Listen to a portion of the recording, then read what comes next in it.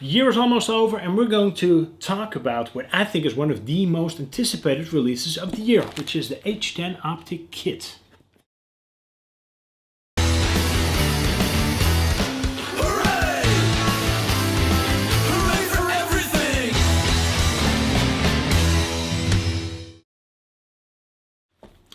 Thanks for watching. Today we're taking a look at the Vanquish Products H10 Optic KIT, which is a trail buggy. It's not a trail truck, it's a trail buggy. Very much with performance in focus. I have seen so many of these H10 Optics at Proline by the Fire. It was crazy. I think they were in the top 5 most used trucks. You saw them absolutely everywhere. I have not had the pleasure yet of running one. So building my own with this kit will be a milestone in my RC career. I'm really looking forward to getting this thing done, getting it out on the trails and seeing how it performs. There is an element of surprise to it. So there's 6 different versions. Orange one, kind of based on a Fast and the Furious. Green one with a Huff logo on the side. IBAC one. Then this Throttle Therapy one. I really like this one. This has like a cobalt and some pink. Then this amber Battleborn one, and then you can barely see it over here, but you can definitely see it over here. There's also a Vanquish themed one in blue. Crossing my fingers. I'm kidding. I know, of course, already what's in the box because I opened the seal. So I had a look. I actually get the Vanquish blue one, which I'm really happy about because it will go really well with the rest of my theme. Building a kit is great. Why? Because if something breaks when you're using your truck later on, you will know where to look because you have a better understanding of the truck. It also gives you, I think, a bit of a bigger appreciation of how a truck is engineered, or how a buggy in this case is engineered, and what kind of think work went into developing it. I'm pretty sure that this one as well, this H10 Optic, it will blow me away. I was really taken by the VS410 Phoenix when I built it, with the level of detail and ingenuity that went into developing that one, and I'm quite convinced that with this H10 Optic, maybe they will even raise the bar a tiny bit. I will take you along in the build process. If there's something worth mentioning, I will, and if I have any type of problems, pretty sure that I won't run into any, but if there's anything noteworthy, I will make sure to tell you as well. This is of course a kit, so you do need to bring your own electronics. So you need your own steering servo, you need your own ESC, you need your own motor and your own radio and receiver. And apart from that, it also does not come with any wheels and tires, so those as well you need to supply yourself. So I wanted some Vanquish wheels and tires. You see those over here. We will get into those later when I get to that stage of the build. For now, the seal is already open. I'm going to break out some tools and we're going to start assembling. Well, so far I'm only in bag A, but this one already has plenty of surprises. You find this complete cradle. If you have built VS410, you will be familiar with this system. So you build basically an entire cradle with all the bearings, with your spool and your pinion. So your ring and pinion gear are already inside, and you can drop this unit completely inside the axle rather than having to build it up inside of the axle housing itself. These gears, these are not sintered gears like you would find them in the ready to run. These are actually machined gears. So this is an upgrade. That is really cool to see that included.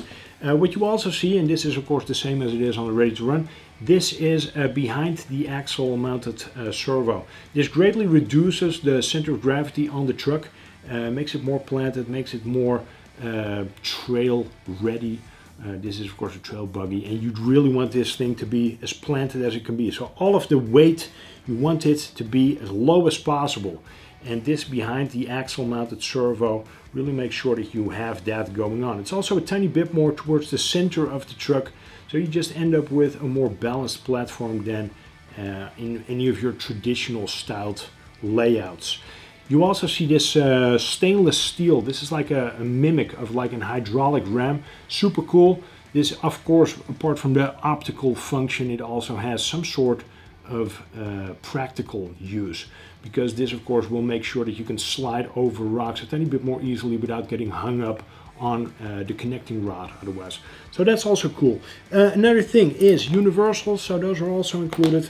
I still need to mount those, but in order to show you this entire cradle and the spool and these machined gears, I needed to leave this out for now. So I'm now going to drop this in, mount those universals, button everything up, and then this part is actually done. Almost forgot to tell you, the servo that I selected for this build is a raw 800 LP by Reeves RC. I will make sure there's a link to it in the video description description box. This thing has 800 ounces of torque at 8.4 volts. I'm only going to run it on 8 volts because I'm running a castle system. Those I can only bump up by 0.5 volts. So I'm going to set it up at 8, tiny bit conservative, but it will also make sure that it will never burn out. And at 8 volts this thing will still pump out over 750 ounces of torque, which is plenty to make this thing turn a corner.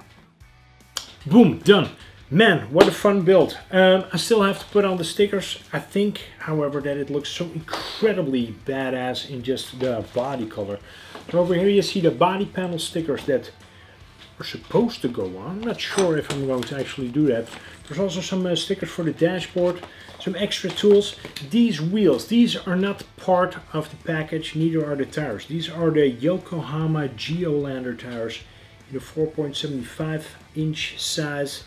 And these wheels are the KMC's KM445s in the 1.9. Gray anodized. I really like the look of them. They go together with this surprise color incredibly well. I love it. It looks very aggressive the way it is currently set up. And with that, I don't think I want to deviate from that all too much. Everything went together. Super easy. It is, I think, the easiest Vanquish truck to date to build. For a number of reasons. There is no 2-speed, there is also no dig. You do have a VFD transmission. It does have 6.5% overdrive on the front, but putting it together is very straightforward. So you have a super clear manual, if I can find it. I can't, of course, because I put it in a drawer most likely. Yes, here it is. Super clear manual, very clear descriptions of absolutely everything. And like here, for example, if you look at these links, you don't have to look at what goes where in the bottom links, for example, because those are all the same. All of the rod ends are all the same. So if this would be your first kit that you're going to build, don't be intimidated by it, because this is a kit that you will be able to put together. If this is the first time you get into RC and this is the very first time you plan to build a kit, don't let anybody tell you that you cannot build this, because you absolutely can. Shocks as well, they're partly pre-assembled, and it's kind of in the most annoying part, like in the shock body, around the seals, all of that stuff, that's all assembled, it's all good to go. I think the Vanquish H10 Optic combines 3 of my most favorite all-time 10 scale trucks, and that is the Axial Exoterra was one of my absolute favorites.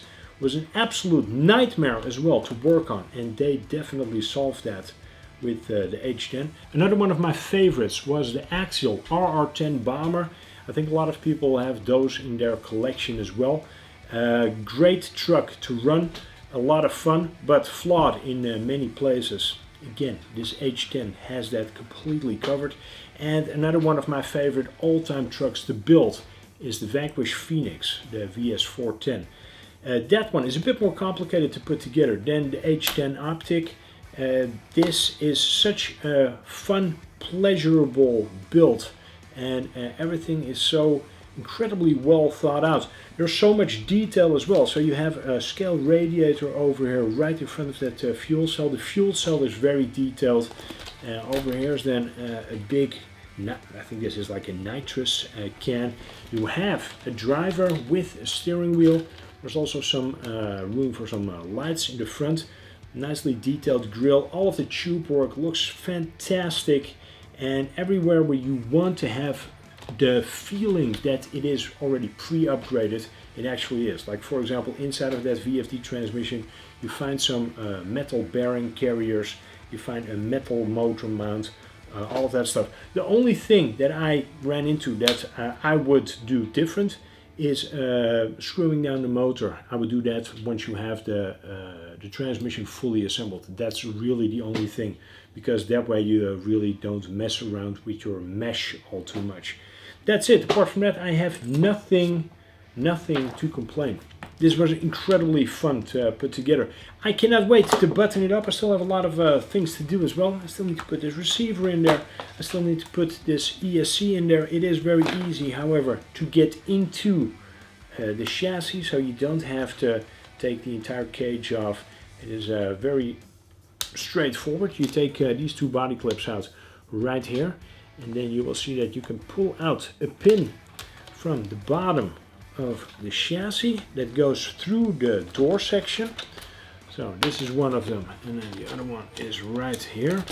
And then with that you can just take these panels out completely. These double as a tray for your batteries, so you have some straps as well. I haven't installed those yet because I don't know on which side I'm going to run my battery. But this is plenty of room for a decent sized LiPo pack. And with that you also have an incredible amount of room to mess around and install your electronics after the fact. So that is also what I will be doing over here. Not sure if I'm going to paint these panels, perhaps a tiny bit. I will keep the gray for the majority, but it just looks incredibly murdered out. If you want to have any more information about any of the products that I talked about today, so that could be about the Vanquish H10 Optic, I can't say enough nice things about it, about this Yokohama Geolandar tires, for example, or these Vanquish KMC wheels, go have a look in the description box. I will also make sure that you can read about the Castle Copperhead, also about the slate motor that's in here. There's a Castle Slate, a 2280 that I have installed already in this transmission, because that was something that I could not access after the fact. Or for example my radio system I'm going to run, which is my high-tech, so I'm going to install this Action 4, or of course the Reeves Raw 800 LP low profile steering servo that is installed right behind this H10 front axle.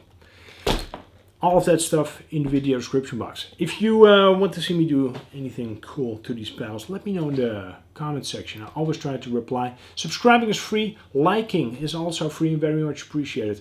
Hope I will see you in the next video. Take care. Test. Back on.